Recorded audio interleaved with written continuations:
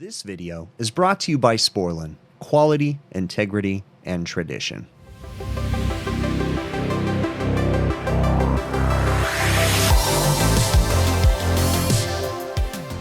And Sunday mornings, emergency service call. It's Sunday, May 18th. I got an exhaust fan that went down last night, but they said they could wait until this morning because it was so late when it went down.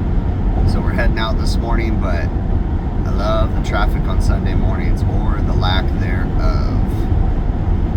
This, I'd normally be an hour to an hour and 15-minute drive to this restaurant, and it's probably only going to take me 30 to 45 minutes this morning.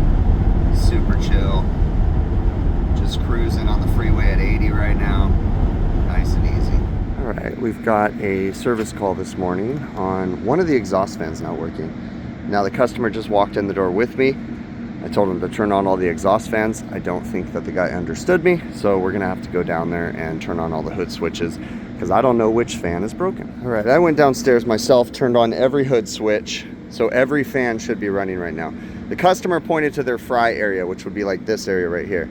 So let's pull this cover off and have a look under here. Interesting thing, I walked over to all their other exhaust fans because again, everything should be running. And they have a couple fans, so they have 3 total exhaust fans that aren't running. So that one's running, this one's running, but this is not, and then their fry hood is not. So to me, as long as it's not power switches, which it doesn't do anything, we're gonna turn everything off because this looks like it might be a control issue, like a motor starter tripped or something, because they have an old school motor starter system here, and where's the power switch for this guy? Oh, right here.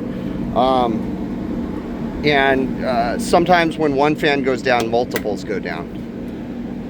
So we've got these isolated, the ones that are off, and I'm gonna go to the other one. We're gonna open it up and then isolate that and then go downstairs to the control cabinets and figure out what's up down there. This one's kind of the same. So power switch is right here. So that doesn't turn it on, so we're gonna leave it off. The wheel was kind of stuck with grease. There's towels down in there. What the heck? Let's hinge this guy. I want to have a look at this guy. There's not a towel in the fan itself. I just saw a towel inside of it. But it's like hitting stuff. So let's open this guy up and look. Maybe that towel made its way through. The grease is all cold right now. So let's see. So we're looking over. Sorry, I'm looking through. But then right here, there's a big old towel right there. So, I don't know if someone wrapped that there. Oh, look at all the screws. Oh, when they had roofers up here, someone put all the crap in the exhaust fan. What the hell? There's a bunch of tech screws in there. I bet you, because those are roofing, those are the long ones. I bet you those were what was like holding everything down because they just did like a whole patch job up here. Let me see what I can get out of here. All right, this is put back together. I pulled all this stuff out of there. Now, it wasn't touching the wheel and it's covered in thick grease. I think it's old. I don't necessarily think this has to do because I had to peel that out of the grease, but I guess it's always possible that was part of it. We've got this fan turned off. So again, now we're gonna go down to the controls cabinet and figure out if something's tripped, if a breaker off, what's going on, because they don't have power to multiple exhaust fans. All right, I checked the breakers. All the breakers seem to be on.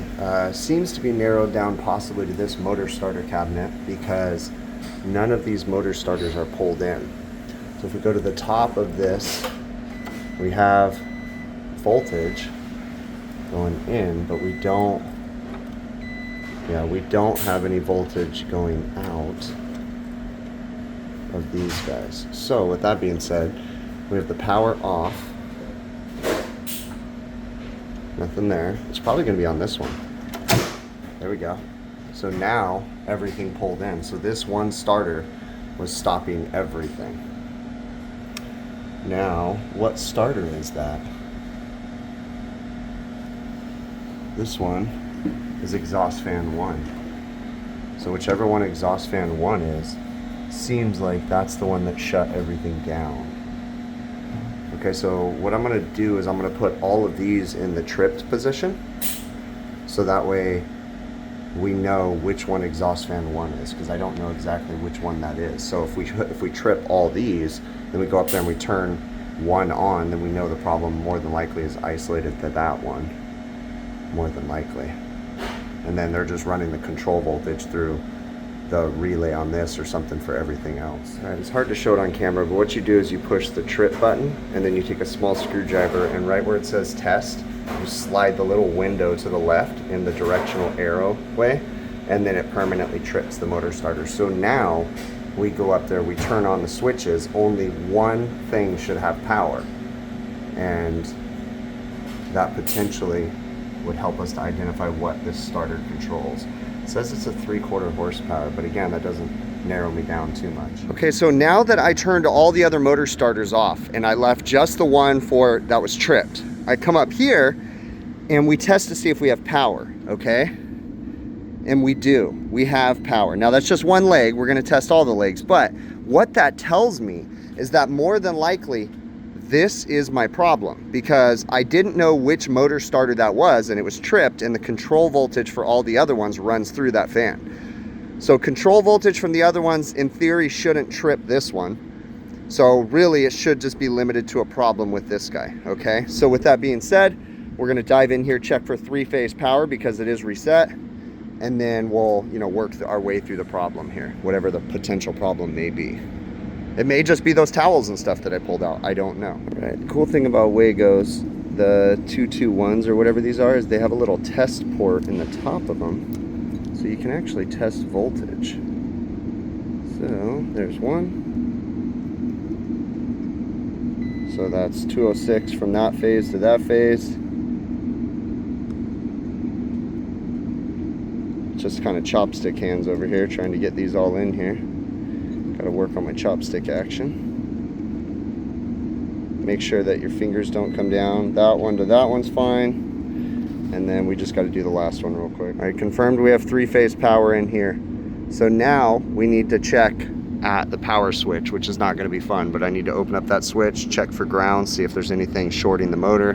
Who knows? We didn't have a tripped breaker, so it was just an overload situation. Now the next thing, as I'm looking, I'm realizing that there's more stuff in here. There's a bunch of plastic, and I noticed some plastic like from a pan or something when I pulled stuff out. So what I think happened was maybe when they were doing the roofing job, they set something on the exhaust fan and it fell over into the fan and broke, like it hit the wheel and everything. Because that doesn't look like new plastic to me. It doesn't look like that just happened. On another note, you always pay attention to everything that's going on. They had a fryer problem also on Friday. They had no fryers, they had to shut down the kitchen. And then they got the fryers fixed on Saturday, and then Saturday night they called me and said the exhaust fans were down. So I don't know if this is associated with that problem or not. I asked them to look in their notes on what happened to the fryers. Was it all of them? Did they lose power? Because sometimes, depending on how the older buildings are wired in those older motor starter cabinets, if the motor starters aren't running, it won't let the fryers run. Like there's all kinds of different things. So these are all things to consider. Or if the fire suppression system went off, it'll shut things down. It's, there's a lot of different variables here. So just gonna proceed with testing the motor and the wiring right now. I checked for direct shorts to ground and didn't find any from the switch, right? So I went ahead, because this is the same brand fan that I had an exhaust fan video on recently, that the wires had shorted in the conduit. So what I did was turn the switch on, and we're gonna use the insulation tester. Set it up for 500 volts because this is a 208 volt system. Go ahead and do the insulation test.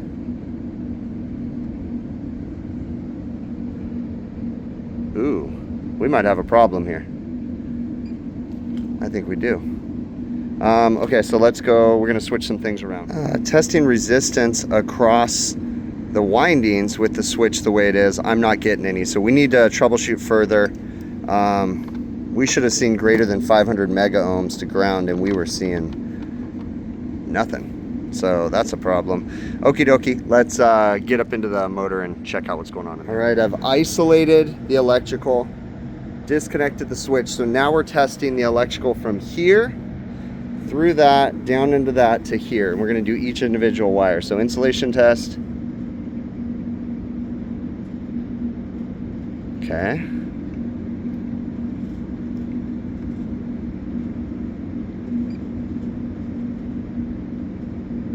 Okay. I'm wondering if we have some shorted wires in this.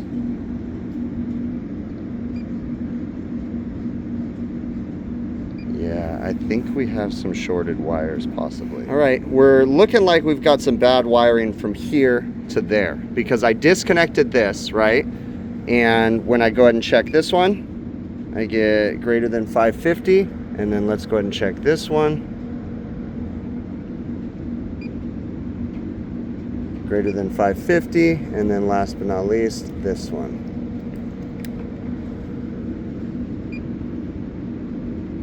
Greater than 550. So we need to pull this wire out of here. I bet you we've got a break in the wire. So look at that. Conduit filled up with water.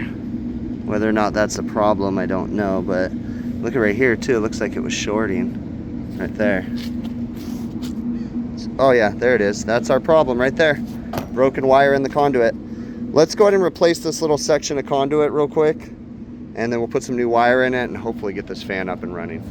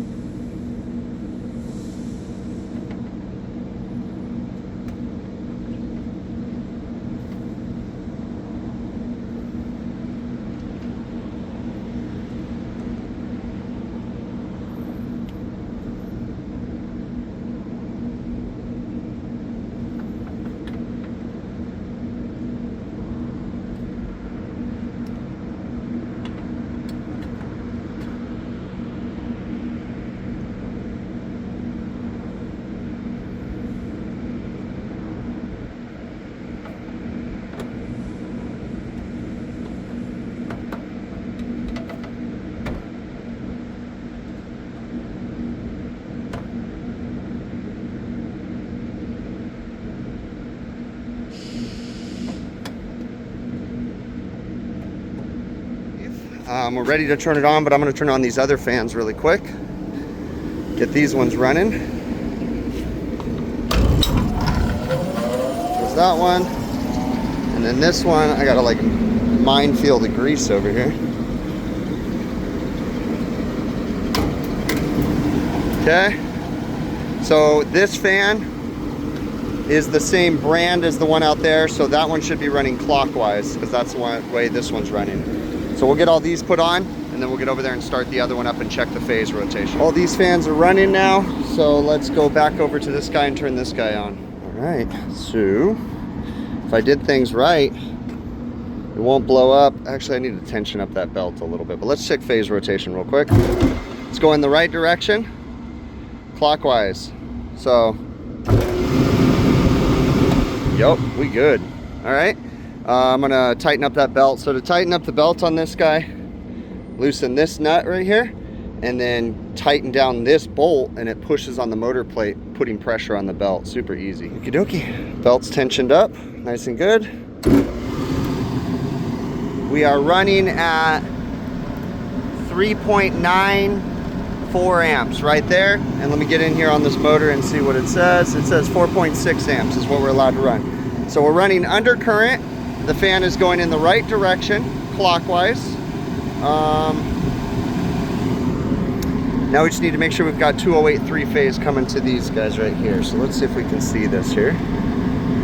So, one.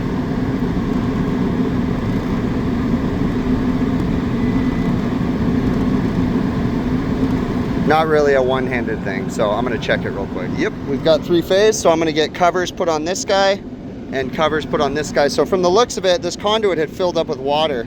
I like to shorten them so there's no big sags in them. I mean, eventually it might sag still, but I think that the gasket on the box, if you look at it, I believe that was filling up with water for some reason. So I switched the orientation of the box, came out with straight connectors, straight connector, and there's more than enough room to still hinge it too. Disaster averted. Look at the grease is already turning into liquid as it's warming up. It was nice and thick this morning. I think that the problem with this obviously was the wire. More than likely what's happened is it's from when they clean it, because if you hinge the fan back, you see where the water, if they're pressure washing it, it might go down that conduit and go into there. So I think that was the problem. Not really much we can do. In a perfect world, rotate the fan to where that conduit's not where the water would pool when you pressure wash it. But I'm not gonna do that to this old fan. We're not gonna reinvent the wheel here. So when and if we replace this fan ever, then yeah, we would rotate it and do some different stuff. But for now, they're just gonna have to deal with it and talk to their grease cleaners and tell them to stop making a mess. Yeah, so that's it on this one. Customer's gonna be stoked they can operate now. And I'm gonna get on to my next call. So, you know, it's Sunday. I don't wanna be here, but life happens, stuff breaks. That's the name of the game. We are an emergency repair company, 24 hours a day. Now, that doesn't mean that I'm gonna come out for a nuisance call at the end of the night or something like that. But if it's a true emergency, we're there and we're here to get the customers up and running. At least that's the way that my company runs, right? So this call came in last night, Saturday night. I talked to the manager about 9:30 p.m. She said it was really hot and smoky in the kitchen. She thought they at least had one exhaust fan. She was right. They actually had 3 exhaust fans that were down. I talked to her and I said, hey, here's the deal. I can come out tonight. I will gladly come out tonight. I said, but it's gonna be dark and it's gonna be kind of problematic trying to troubleshoot this problem in the dark. If you can make it through to the morning, it'll be a much easier repair, but I'm totally down to do whatever you want. And she said, no, they were getting ready to close up. The restaurant, she said, it doesn't make sense for us to have to wait for you to get here. She goes, come in the morning. So that made my job much easier. When we do these calls, I always try to think ahead and think big picture. What's gonna be the easiest repair? As long as it's not a true emergency, like a down walk-in freezer or something, or if it's the middle of the shift, you know, 3 o'clock in the afternoon, they got an exhaust fan down, well, then it makes sense for me to go out. You know, if the exhaust fan will shut down the restaurant. Now this one basically made it to where it was miserable for them to cook. So it would have been a true emergency, but since they were getting ready to close, she said, hey, wait until tomorrow. So it helps to communicate with the office. Now I'm a small company, so I, for the most part, control the calls. I know what's going on. I will always try to talk the customer out of a call if it is convenient and makes sense, okay? I'm not gonna try to talk them out of an emergency that needs to be done.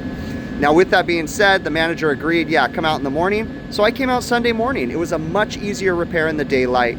Having to do all this stuff at nighttime, it could have been done. I've done it before, but it would have been much easier in the daytime, right? So all ended well. I came out, we got the system up and running. We proved that we had a short. We had a essentially broken insulation on the one of the wires in the conduit. We grabbed the insulation tester, tested it, found that there was a problem. Now, the first time I did an insulation test, I basically tested from the wiring all the way to the motor. So the first time that I saw a bad insulation test reading, I didn't know what the problem was, but I knew there was an issue. So then we started isolating things, okay? So it's an easy way to troubleshoot everything. It's faster because as long as it doesn't damage anything, you don't have any sensitive electronic components, test it that way. There was no power, used the insulation tester, saw that there was a problem, started isolating the problems one thing at a time. When I isolated that one section of conduit, I saw that there was a problem there. Then I tested from that section to the motor. So the motor was testing greater than 550 mega ohms. So that means that my problem was before, and that was at that conduit. We were able to replace the conduit, get rid of the 90-degree fitting, went with 2 straight connectors, put a new electrical box, got them back up and running. Customer's gonna be stoked. Now, I would love to replace this fan. This fan is trashed, but it's still functional. And until the customer's ready to do so, I'm gonna do what they need. Now, some things that I am gonna recommend. You notice that they got grease coming out of there. They're not using the right grease diapers, and the grease just runs down onto the roof. They need some better grease traps, some bigger grease traps. I really wish they would go back to the roof diapers that go around here, because then when they have this overflow, it doesn't get on the roof. And they just replaced this whole section of roof, and I bet you some of it had to do with the fact that that grease right there becomes acidic sometimes, and it can start eating away at the roof, right? Hence, if you look right here, look at how this starts to get, you can see the fiberglass right there in the roof. It's a mess. So I try my best to give the customer the best service that I can. Even though it's Sunday and I don't want to be here, I'd rather be having breakfast with my family. Work calls, right? It is what it is. So I really appreciate you guys making it to the end of the video. I'm so thankful that you guys enjoy these videos. You get some sort of benefit from them, whether it be I'm gonna do what Chris does, or I'm not gonna do what Chris does because he's doing it all wrong. Maybe you'll learn something, good or bad, from me, right? Remember, I'm just some dude on the internet. Don't just trust what I say. Do your own research, double check to make sure I'm doing things right. Correct me if I'm wrong. I'm always looking for feedback. I love feedback because I can learn from it. So if you tell me that, hey man, there's a better way to do that, or you didn't do that test right, and then you give me facts, man, I'm gonna go down a rabbit hole. And I love being wrong. The older I get, the more I like being wrong, because it's an opportunity to learn something new, okay? So let me know. Shoot me an email, leave me a comment. I'm not afraid of public comments. Let me know. Don't be a jerk about it, but let me know in the public comments, because maybe someone else can learn from it too, okay? If you want to shoot me an email, hvacrvideos@gmail.com. Now, thank you so very much again for making it to the end of the video. If you're interested in supporting this channel, you know the easiest way to support this channel is watch the videos from beginning to end. That really is the easiest way. You can also do so by supporting it financially if you see fit to do so, by going to PayPal, Patreon, or YouTube channel memberships. There's links in the show notes. Majority of them you could just look up at HVACR videos. That's usually my contact information. But in the link of this, or in the show notes of this video, there's going to be links to all 3 of those. But you know the easiest way to support this channel is literally just watch the videos from beginning to end. It really is the easiest way. You can also go to my website, hvacrvideos.com, where we have merchandise such as this hat right here available, some stickers, beanies. We might still have a few t-shirts left. We are phasing out the t-shirts and the sweatshirts, so if you see any of those, grab them while they're hot, because they're going to be gone forever permanently. But again, hvacrvideos.com. Now, last but not least, go over to truetechtools.com.